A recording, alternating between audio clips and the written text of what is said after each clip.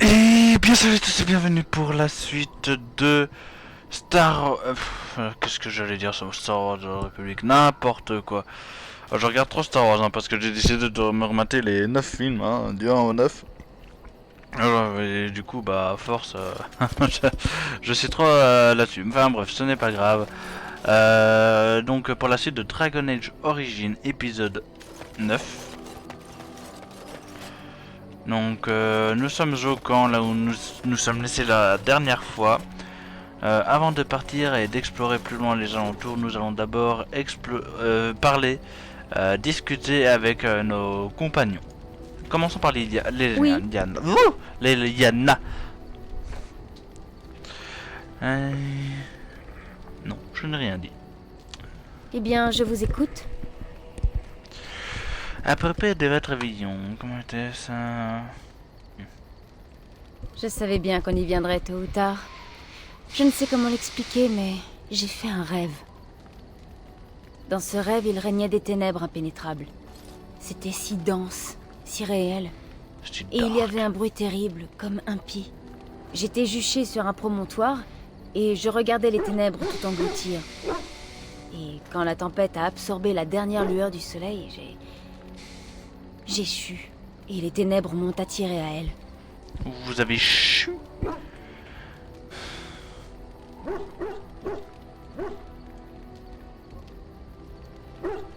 Je le crois. C'était bien ce que représentaient les ténèbres, non? À mon réveil, je me suis rendue au jardin de la chanterie, comme toujours. Mais ce jour-là, le rosier mort dans le coin du jardin avait fleuri. Tout le monde savait que ce rosier était mort. Il était desséché, noueux, affreux à voir pour tout dire. Mais ce matin-là, une rose avait fleuri. Une seule. C'était comme si le Créateur avait tendu la main pour dire « Même au plus fort des ténèbres, il reste de l'espoir et de la beauté. Et la foi. »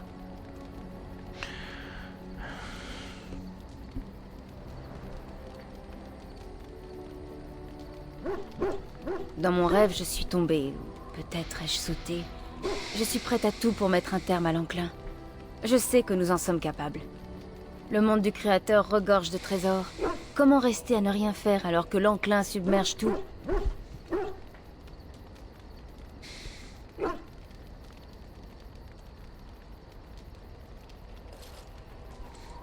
Voilà pourquoi vous êtes garde des ombres. Venez, nous avons un enclin à combattre. Liliana approuve plus de... Donc je suis à 2. Ouais. Oui. Eh bien, je vous écoute. Paisible. C'était une vie vouée tout entière à la contemplation. Au sein du cloître, loin de l'agitation des grandes villes, j'ai trouvé la paix. Et dans cette sérénité, j'entendais le Créateur. Mais ce n'était pas parfait pour autant. Certains membres de la chanterie étaient condescendants. C'est dans la nature des religieux, j'imagine.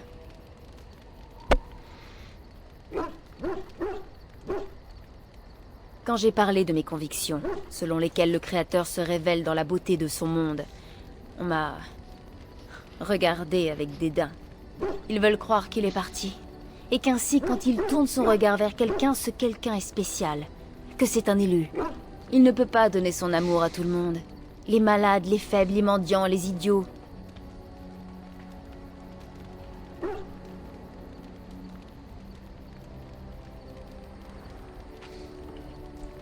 Merci. Je me trompe peut-être, mais c'est au Créateur de décider de ma valeur. Pas aux hommes. Pas à la chanterie. Mais nous avons du pain sur la planche. Et j'ai bien assez parlé pour aujourd'hui. Approuve plus Oui. de, ça c'est bien. Eh bien, je vous écoute.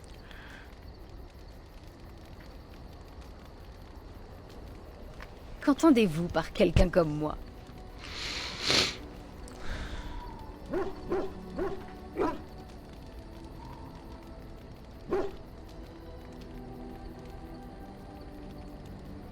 Et d'après vous, les cloîtres sont désertés par les jolies femmes? Vous seriez surprise. Le cloître de Lotharing ne manquait pas de ravissantes initiées, toutes chastes et vertueuses. Cela ne faisait qu'ajouter à leur charme. Parce qu'elles étaient comme des fruits interdits. Et ce sont les plus désirables, non?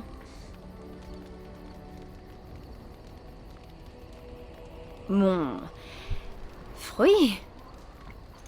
Je n'arrive pas à croire que nous avons cette conversation.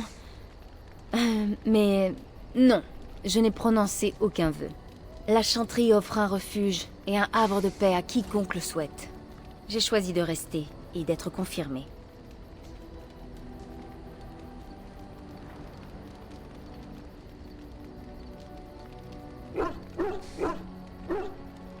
Il s'agit de confirmer sa foi dans le Créateur, Andrasté, et le Cantique. Mais à part ça, on ne prononce aucun vœu. J'étais ménestrelle itinérante, en Orlaïs. Les récits et les chants, c'était toute ma vie. Je me produisais, et le public me récompensait de quelques pièces et de ses applaudissements. Quant à mes talents de combattante, ma foi, au gré des voyages, on apprend diverses choses, n'est-ce pas? C'est l'évidence. Allons-y, voulez-vous? Plus de codex mis à jour, Leliana. Toutefois, Leliana cachait bien son jeu. Orlésienne n'avait pas assez le plus clair de son temps à poursuivre une carrière de barde. Ces ménestrels doublés d'assassins et d'espions que les nobles de Val-Royaux emploient au gré de leurs complexes intrigues. Oui. Est-ce qu'il y a un autre Eh bien, qui s'est je vous débloqué? écoute. Oui. Évidemment. J'aime trop les histoires pour les garder pour moi. Selon moi, tout un chacun devrait pouvoir en profiter.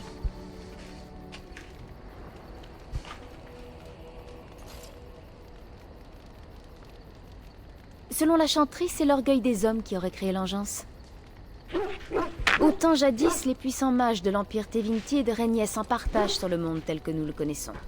Dans leur orgueil, ils pensaient leur magie invincible et s'imaginaient être au-dessus du Créateur lui-même. Ainsi donc, ils envahirent sa cité d'or, comptant s'en emparer et déposer leur propre Créateur. Mais ils étaient impurs et rongés par le péché. Et c'est leur péché qui souilla la cité d'or, la corrompant à jamais. Le Créateur les maudit et les envoya au loin hors de sa vue. Où qu'ils aillent, ils répandraient la souillure de leur péché. Toute terre touchée par cette souillure fut corrompue, en proie à l'enclin et hostile à toute forme de vie. Elle vit apparaître les engeances, venues pour nous tourmenter et nous rappeler notre immense orgueil. Bien sûr, les Orlésiens raffolent des histoires. Je vais vous raconter ma préférée, la geste d'Aveline, chevalière d'Orlaïs. Il y a fort longtemps naquit la fille d'un fermier. Il avait espéré un fils et non une fille. Aussi demanda-t-il à sa femme d'abandonner l'enfant dans les bois. Avant que le froid ne l'emporte, l'enfant fut trouvé par une tribu d'elfes dalassiens, qui prirent pitié de cette pauvre créature et l'éduquèrent comme l'une des leurs. Aveline, ainsi qu'il l'avait nommée, devint robuste, véloce et rusée grâce à l'enseignement des elfes. Elle savait manier l'épée aussi bien qu'un homme, pouvait tuer un cerf à 100 pas d'une seule flèche adroitement décochée, et était aussi gracieuse à cheval qu'elle l'était à pied.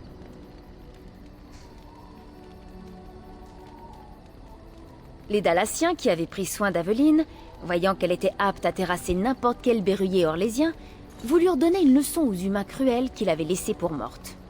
Ils lui fournirent un bon cheval et une armure solide, et l'envoyèrent défier son peuple à l'occasion du grand tournoi.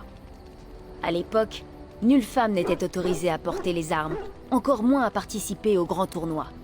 Mais Aveline prit soin de garder son aume et se fit passer pour un homme. Aveline remporta maintes joutes et gagna les faveurs d'une foule en liesse. Elle finit par affronter le chevalier Kaleva lors de la grande mêlée. Aveline l'avait déjà battu lors de la joute, et Kaleva était résolu à ne pas perdre une seconde fois. Cherchant à tout prix à redorer son blason, Kaleva fit trébucher Aveline et la plaqua au sol, lui arrachant son aume au passage. Un silence de mort se fit autour de l'arène, quand apparut enfin le visage d'Aveline. Kaleva exigea que les combats précédents soient invalidés.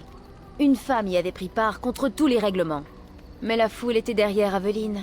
Kaleva était furieux, car il avait été battu par une femme et refusait une telle honte. Aveuglé par la rage, il fit mettre Aveline à genoux. Voilà ta place, femme, hurla-t-il, avant de lui trancher la gorge.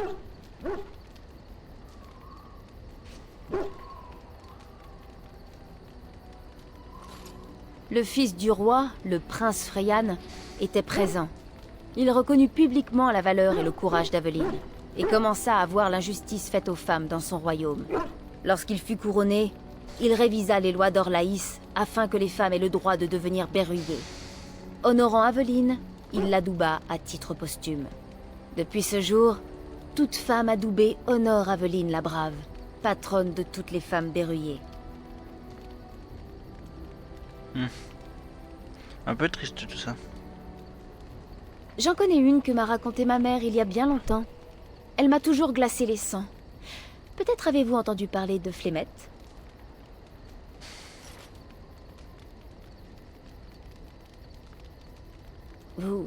Vous êtes sûr?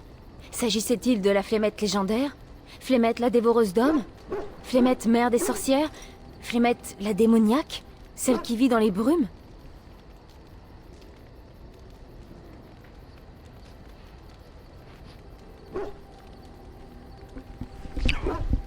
Oh, un moustique.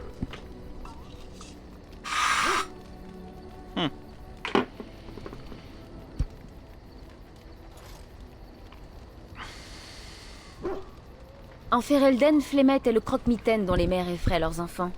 S'ils ne sont pas sages, Flémette s'emparera de leur esprit et le possédera à jamais. On dit aussi de Flémette qu'elle pleure sa beauté perdue, et qu'elle peut voler la vôtre dans le reflet d'un miroir.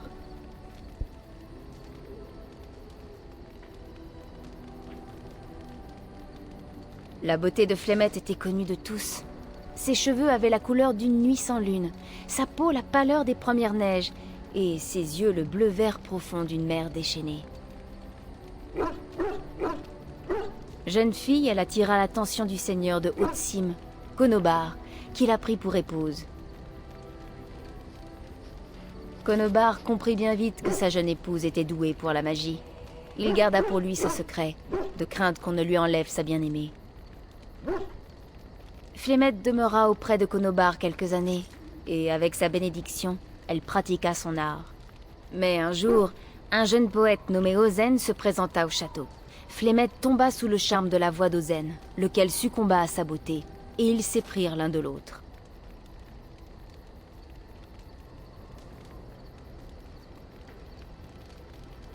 Flémette voulait vivre auprès de l'amour de sa vie. Avec Ozen, elle quitta donc le domaine de Konobar, trouvant refuge dans les terres sauvages de Korkari, au sein d'une tribu chazinde. Ils y coulèrent des années heureuses, jusqu'au jour où Flémette apprit que Konobar se mourait. Elle souhaita alors revoir son visage une dernière fois. Le cœur de Flémette était empli de pitié pour l'homme qui avait été son époux, et elle supplia Ozen de retourner avec elle auprès de Konobar. Mais lorsque Flémette et Ozen arrivèrent à Haute-Cime, ils furent capturés par les hommes de Konobar, et le poète fut exécuté sous les yeux de Flémette. Flémette fut emprisonnée dans la plus haute tour du donjon, dans l'attente du jugement que prononcerait Konobar. Ravagée par la mort de son amant, Flémette jura la perte de son époux. Elle convoqua un démon de l'immatériel pour assouvir sa vengeance, mais son sortilège n'eut pas l'effet escompté.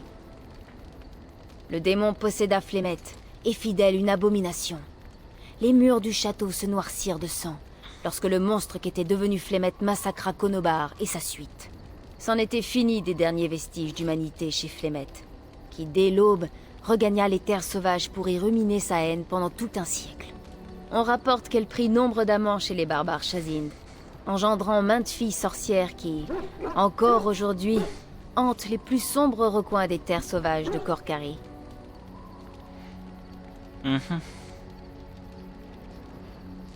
Allez. Leliana approuve plus de... Alistair maintenant. Oui, puis-je? Ne vous sentez pas obligé de faire ça. Après tout, vous l'avez à peine connu.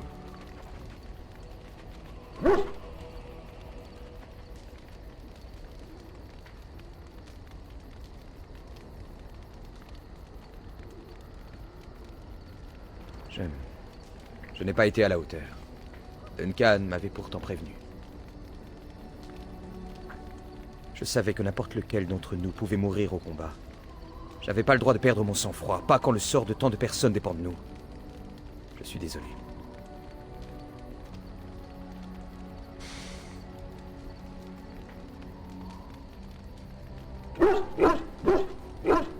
J'aimerais pouvoir lui offrir des funérailles décentes. Une fois que tout sera fini peut-être. Si nous sommes encore en vie. Je crois qu'il n'avait pas de famille.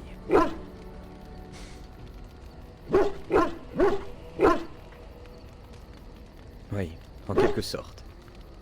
C'est peut-être stupide, mais j'aurais voulu être à ses côtés. J'ai l'impression de l'avoir abandonné.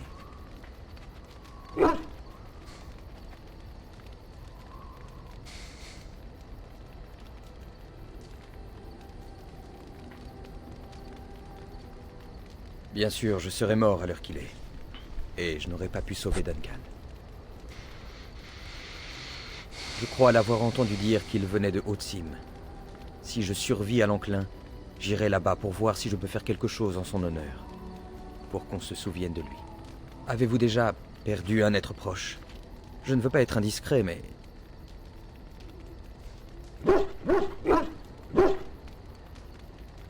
Oh... Oui, bien sûr. Pardonnez-moi. J'avais totalement oublié. Quel imbécile. Je suis là à me lamenter alors que vous... Je suis désolé. Merci sincèrement. Rien que le fait d'en avoir parlé, je me sens déjà mieux.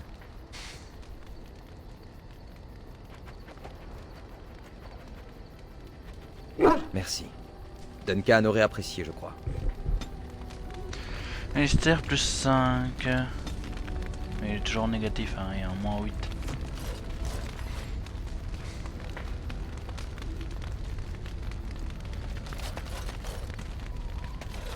Pourquoi nous arrêtons-nous?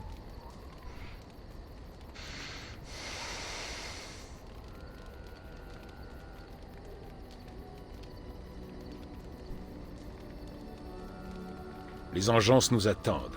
Ce retard est-il bien utile?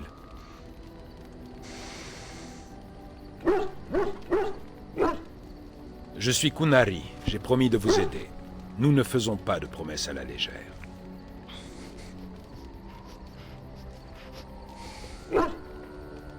En effet.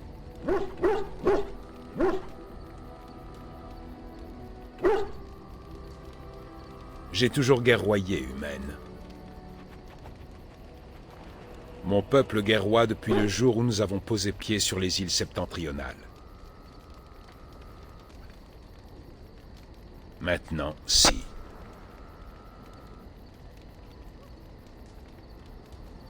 Comme vous voulez.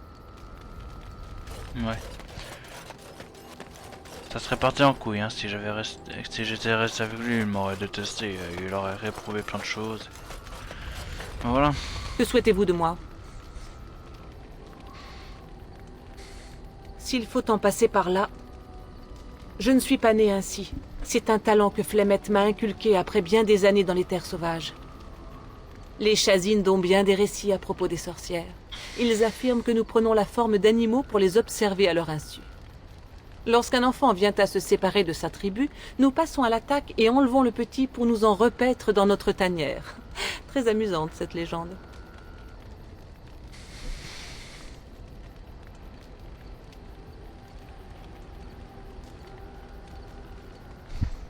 En changeant de forme, tout à fait. En dévorant les enfants perdus, je ne saurais dire. Pour autant que je sache, elle ne l'a jamais fait, mais ma longévité ne représente qu'une fraction de la sienne. Pourquoi cette question?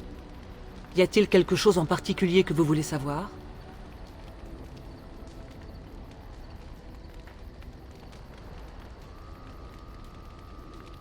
La forme d'un animal diffère de la mienne. Il est possible de l'étudier, d'apprendre à se déplacer, à penser comme lui. Avec le temps, on finit par ne faire plus qu'un avec lui. Qu'y a-t-il à gagner en étudiant un autre humain? Je suis déjà semblable à lui, je n'apprends rien. La réponse est donc non. Ma forme humaine est la seule dont je dispose. Quiconque en a la volonté. Mais l'acte de transformation est d'essence magique. C'est un sort qui requiert donc des talents de mage. Si vous aviez dans l'idée d'acquérir cette faculté, je me vois au regret de vous décevoir.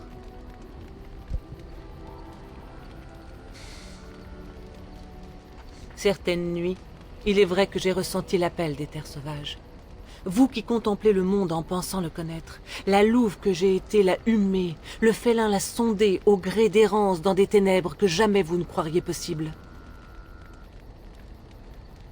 Mais ma vie est celle d'une humaine. Je n'en ai jamais pensé autrement. Ils ne se soustraient pas à ma présence. Je crois qu'ils me prennent pour l'une des leurs. Quant à savoir ce qu'ils pensent, je ne saurais dire. Je suis toujours humaine, quelle que soit ma forme, et eux toujours animaux. Quand bien même je leur demanderais, ils ne pourraient me répondre.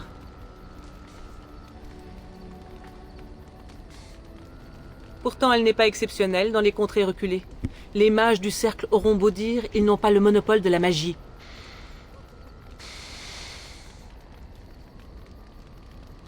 Certaines traditions immémoriales constituent un savoir jalousement gardé, transmis de génération en génération. Les chantristes se plaisent à exterminer les pratiquants de ces traditions dès qu'ils le peuvent, mais par chance, certaines ont encore cours. Ma mère est garante de l'une d'elles.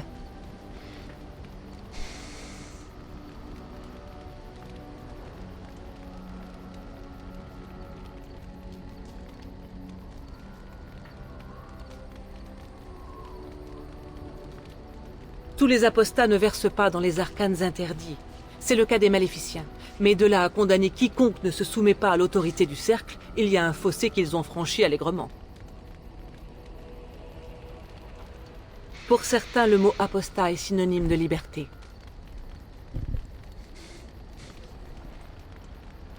Vraiment? Avez-vous donc une opinion sur mes facultés? Suis-je une abomination naturelle qui mérite le bûcher?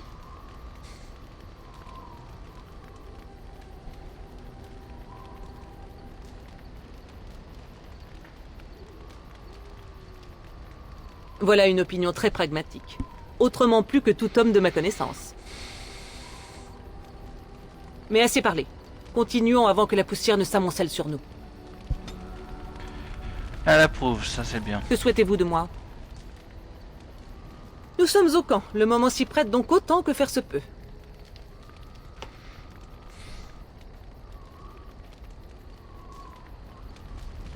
Non, je vais pas faire ce truc parce que... Que faites-vous encore ici? Elle va mal le prendre, j'avais déjà fait lors de ma deuxième partie. Enfin le chien. Ah, espèce de sale...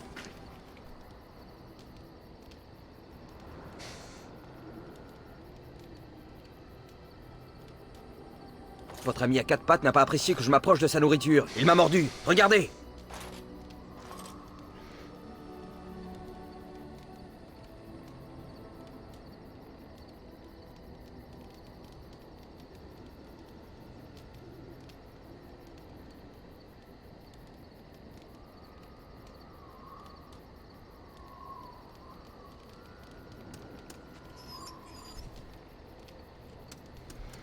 J'oublie parfois que c'est un chien de combat. Ça m'apprendra.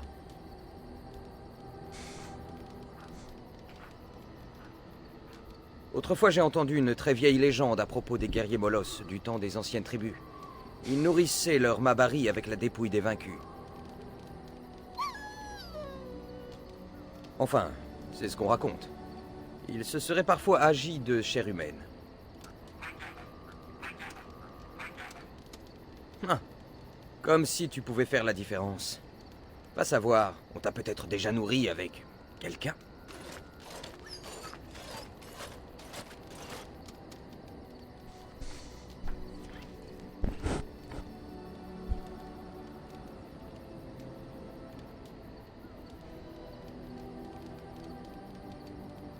Ma foi, ce ne serait pas du cannibalisme.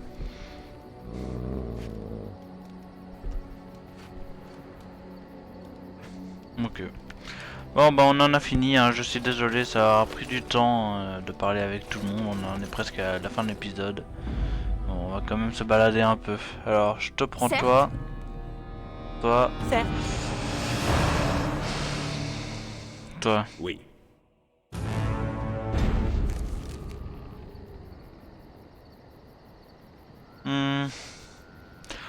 Denerim, les environs de Brasilia, donc ça ce sont les elfes, ça c'est la capitale où se trouve ce traître de Loghain.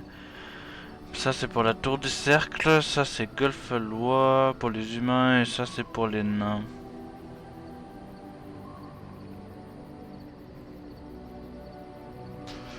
On va commencer par les quais du lac Calenade. On va aller chercher des mages. Les mages du cercle. Oh, combat. Comment vous aurez un combat?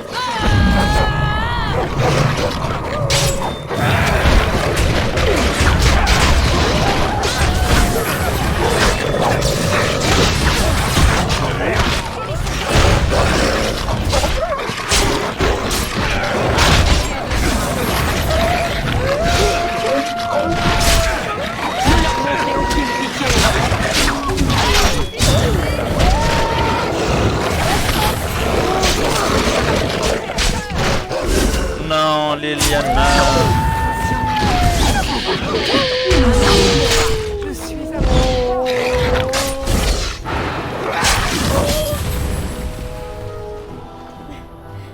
Pourquoi faut-il que ça tombe sur moi?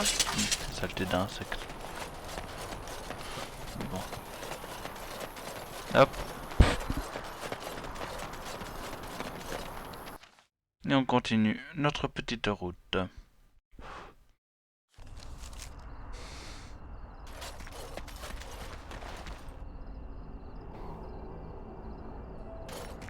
Des apostats? C'est comme ça que ces mages nous appellent, mère et moi? Ça fait réfléchir, non?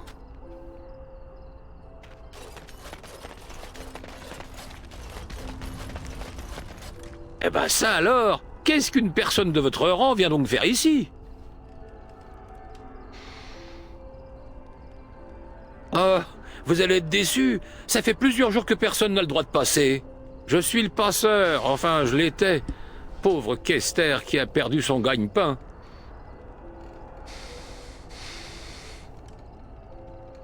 Grégor m'a juste fait, vous inquiétez pas Kester, on a tout sous contrôle que je vous dis. C'est tout. Et voilà qui refile l'ici à Carole. L'ici c'est mon bateau. Je lui ai donné le nom de ma grand-mère. Le chevalier capitaine des Templiers à la tour, un brave type.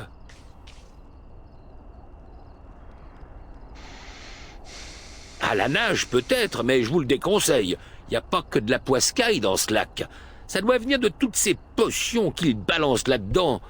Grégor m'a dit de rester là le temps que ça se calme. Mais si vous voulez mon avis, c'est pas près de se calmer.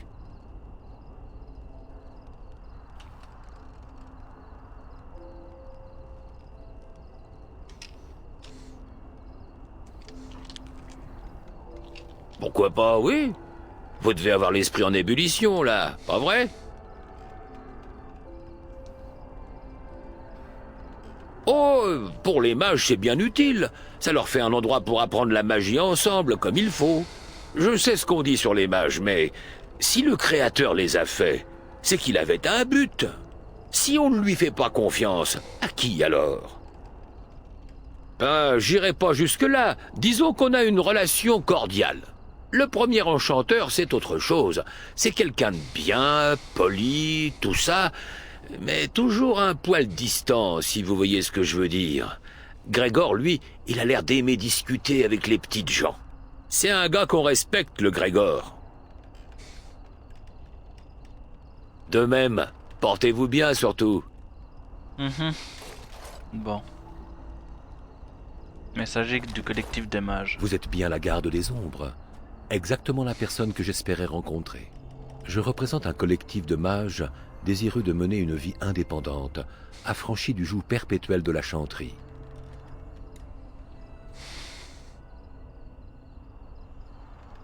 À côté de moi, et dans chaque communauté importante, vous trouverez un sac, tout ce qu'il y a d'ordinaire, contenant des requêtes émanant de tous les mages, requérant l'aide d'un individu déterminé, compétent et discret. Merci à vous. Nous avons des agents dans chaque communauté importante.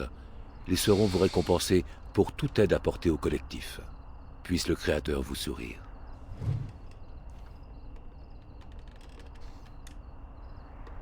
Comme il vous ira.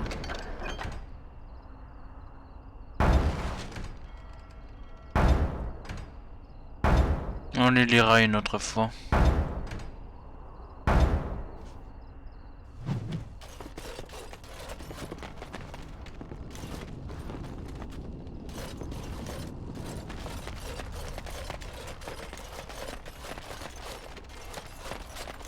les humains. Toujours enclins à compenser. Encore vous? Vous n'avez pas l'intention de vous rendre à la tour, j'espère. Parce que j'aime autant vous prévenir. Mes ordres sont stricts. Personne ne passe. Garde des ombres, hein? Prouvez-le.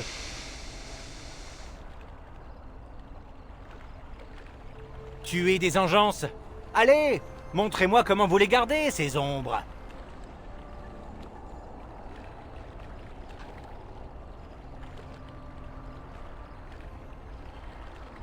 Ha, des mots, tout ça. Bon, ravi d'avoir discutaillé avec vous. Maintenant partez. Allez, oust!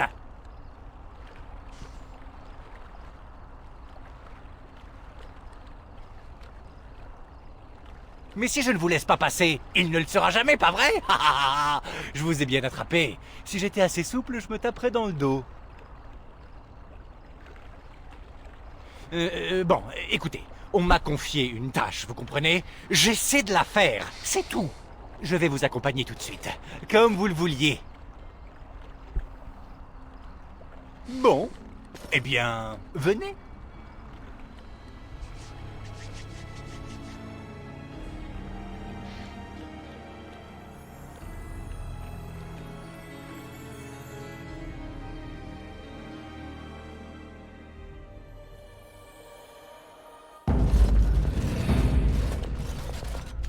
Et je veux que l'on monte la garde en permanence devant les portes, par groupe de 2.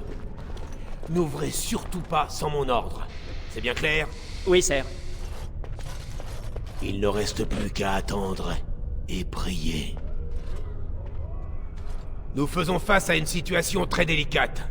Pour votre sécurité, veuillez partir.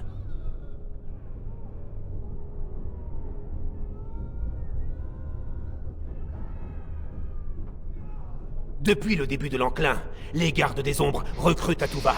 Je trouve cela agaçant, mais ils sont dans leur droit.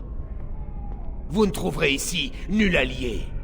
Les Templiers se suffisent à grand-peine. Quant aux mages, ils sont indisposés. Je vais être franc. La tour n'est plus sous notre contrôle. Abominations et démons rôdent dans la tour. Voilà pourquoi nous avons coupé la langue des mages à Parvolen. Je dois me ranger à l'avis de votre compagnon. N'en déplaise au Créateur, les Qunari n'auraient jamais connu pareille situation. J'ai alerté Denerim et requis des renforts, ainsi que le droit d'oblitération.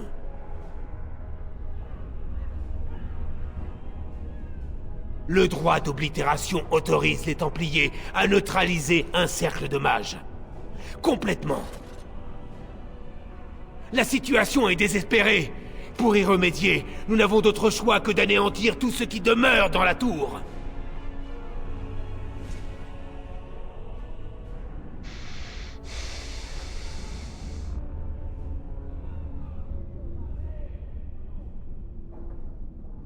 Alors, c'est que le Créateur lui-même les a protégés. Personne n'a pu réchapper à ces monstres.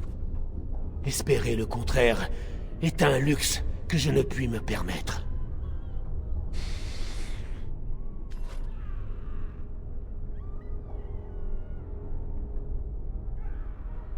Il y a quelque temps, trop longtemps, à vrai dire, nul doute que la guerre civile a changé la donne. La chanterie y a-t-elle été entraînée? J'en suis réduit à des conjectures. Denerim a dû recevoir notre message. Son aide ne peut plus guère tarder.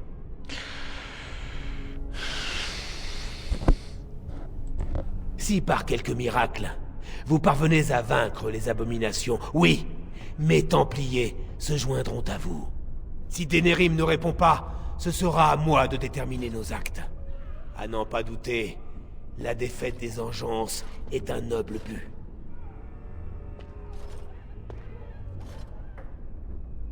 Rien d'autre que notre gratitude et notre bras.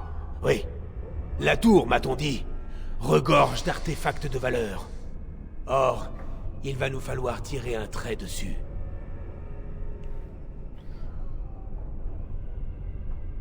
Encore une chose. Une fois à l'intérieur, vous n'aurez pas d'échappatoire. Les grandes portes doivent rester barrées. Je refuse d'ouvrir à quiconque sans avoir la preuve que tout risque est levé. Je veux entendre le premier enchanteur en personne m'assurer que tout est terminé. Si Irvine périt, alors le cercle sera perdu et devra être anéanti. Puisse Andrasté vous prêter son courage, quel que soit votre choix. Très bien, on va ça sauvegarder, parfait. On va s'arrêter là du coup pour cet épisode. J'espère qu'il vous aura plu. Et je n'ai plus qu'une seule chose à vous dire, portez-vous bien et à la prochaine. Salut tout le monde.